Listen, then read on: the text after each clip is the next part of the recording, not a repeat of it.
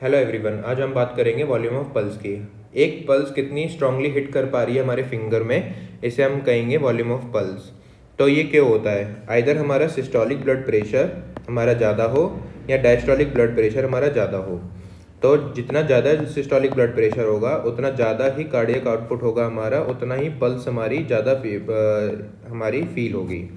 और जितना हमारा डायस्टोलिक ब्लड प्रेशर ज़्यादा होगा उतना ही हमारा पेरिफेरल वेस्कुलर रेजिस्टेंस ज़्यादा होगा और लेस पल्स हमारी हिट होगी, determined by the pulse pressure. ये हमारा पल्स प्रेशर हम डिटरमाइन करते हैं systolic blood pressure minus diastolic blood pressure. Normally ये 30 to 60 mmHg होता है। अगर ये लेस देन 30 mmHg है तो लो वॉल्यूम पल्स होती है, और हमारा 60 mmHg से ज़्यादा है तो हमारी हाई वॉल्यूम पल्स होती है। अब हाई वॉल्यूम पल्स हमारी किस किस में दिखाई देती है? Fever, pregnancy, MR and AR, thyrotoxicosis and anaemia. अब हम बारी बारी देखेंगे किस में क्यों हो रहा है हमारा हाई वॉल्यूम पल्स। तो फीवर एंड थायरोटॉक्सिकोसिस में हमारा हार्ट कॉन्ट्रैक्टिलिटी बढ़ती है, तो कार्डियक आउटपुट हमारा बढ़ेगा, सिस्टोलिक ब्लड प्रेशर हमारा बढ़ेगा, बैरोरिसेप्टर एक्टिवेट होंगे और रिफ्लेक्स वैसोडाइलेशन होगा, जिसके कारण हमारा पेरिफेरल वेस्कुलर रेजिस्टेंस डिक्रीज होगा एंड डायस्टोलिक ब्लड प्रेशर हमारा डिक्रीज होगा। सो डायस्टोलिक ब्लड प्रेशर हमारा डिक्रीज हो रहा है, सिस्टोलिक ब्लड प्रेशर इंक्रीज हो रहा है, तो नेट हमारा क्या होगा? हाई वॉल्यूम पल्स आएगी।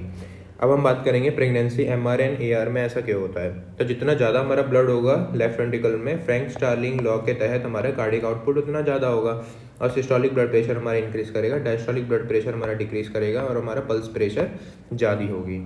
अब हम बात करेंगे अनीमिया में ऐसा क्यों होता है। तो अनीमिया एक हाइपोक्सिक कंडीशन बना करके सिंथेटिक सिस्टम को एक्टिवेट करती है, हार्ट कॉन्ट्रैक्टिलिटी हमारी बढ़ेगी और पल्स प्रेशर हमारा इंक्रीज होगा।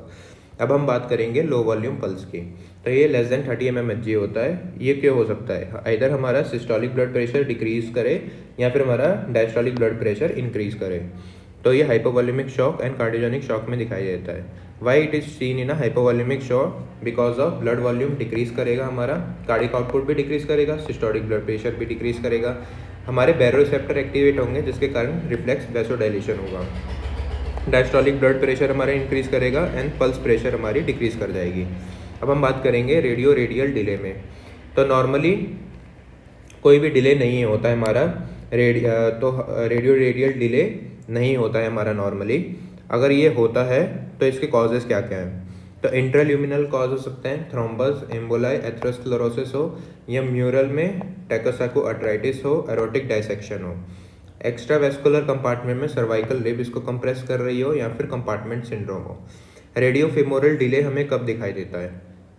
पहले हम देखेंगे कि जो हमारी डिसेंडिंग अरोटा होती है वो हमारी सीधी होती है, तो हमारे as a level of heart होगी और वो जल्दी ब्लड उसमें आता है, और फीमोरल हमारा जल्दी फील होती है ग्रेटर देन रेडियल। हमारी जो फीमोरल पल्स है वो ज़्यादा जल्दी हमें फील होती है रेडियल से। अगर ये हमारा ऑब्लिटेट करता है, कहने का मतलब फीमोरल पल्स रेडियल पल्स के तहत हमें दोनों एक साथ दिखाई दें, तो ये एक एबनॉर्मेलिटी है। तो रेडियो फीमोरल डिले इसको हम कहते हैं। तो femoral palpated before the radial because femoral is more straight. तो एबनॉर्मलिटी क्या हो गई हमारी? फीमोरल पाल्पेट होगी at a same time then a radial. Example क्या है इसके? Contraction of aorta, aortic aneurysm, aortic atherosclerosis, aortic dissection and Takayasu arteritis. अब वेसल वॉल कंडीशंस क्या क्या हैं? रोलिंग ओवर द वेसल, अगर हम फील कर पा रहे हैंड्स में, तो एथेरोस्क्लेरोसिस होता है। ये हमारा led in a false BP कर देता है। जब हमारा फॉल्स बीपी हमें फील होगी, जब हम फील करेंगे पल्स को, तो हम जितनी भी दवाइयाँ देंगे वो रेजिस्टेंट करेगी। तो जब हमारा रेजिस्टेंट हाइपरटेंशन इसे कहते हैं कि दवाइयाँ देने के कारण भी हमें पल्स जो है वो ज़्यादा फील हो रही है, तब हम इसको कहते हैं रेजिस्टेंट हाइपरटेंशन। तब इसमें रोल आ जाता है ऑस्लर मैनोवर का। हम हाथ में टाइट कफ बांधेंगे और वो जो कफ होगा सिस्टोलिक ब्लड प्रेशर से हमारा ज़्यादा होना चाहिए प्रेशर उसमें। जब सिस्टोलिक ब्लड प्रेशर से ज़्यादा होगा तो नॉर्मली क्या होता है कि ये जो वेसल है उसमें हमें पल्स फील नहीं होगी। अगर पल्स फील होती है तो उस कंडीशन में हम कहते हैं एथेरोस्क्लेरोसिस के कारण हमारा ऑस्लर मैनोवर पॉजिटिव आ जाता है। तो अगर हम कफ बांध रहे हैं टाइटली सिस्टोलिक ब्लड प्रेशर से ज़्यादा प्रेशर में और हमें पल्स फील हो रही है बावजूद उसके, तो ये एथेरोस्क्लेरोसिस के कारण होता है और हमारी जो डायग्नोसिस बन जाती है, और ये जो होती है ऑस्लर मैनोवर इसे हम कहते हैं। Thank you everyone.